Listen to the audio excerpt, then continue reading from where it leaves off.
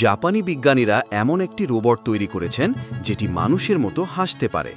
কিন্তু বিষয়টা শুধু মুখের অভিব্যক্তি নয়।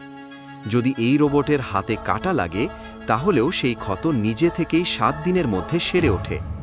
আর অবাক করার বিষয় হলো, এটি আসল মানুষের চামড়া নয়, বরং জীবন্ত কোষ দিয়ে তৈরি কৃত্রিম চামড়া, যা এই রোবটের গায়ে বৃদ্ধি করানো হয়েছে। এই চামড়া দেখতে যেমন মানুষের মতো, তেমনি ঘামতে পারে এবং নিজে নিজে ক্ষত সারাতেও সক্ষম। টোকিও বিশ্ববিদ্যালয়ের বিজ্ঞানীরা এই প্রযুক্তির নাম দিয়েছেন বায়ু হাইব্রিড রোবটিক্স, যেখানে রোবটিক্সের সঙ্গে মানব কোষ যুক্ত করা হয়েছে, যাতে তারা শুধু মানুষের মতো দেখায় না, বরং মানুষের মতো অনুভবও করতে পারে।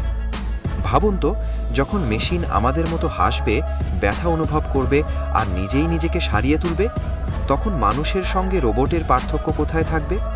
আমরা হয়তো বুঝতেই পারবো না কে মানুষ কে রোবট। আপনার কি মনে হয়?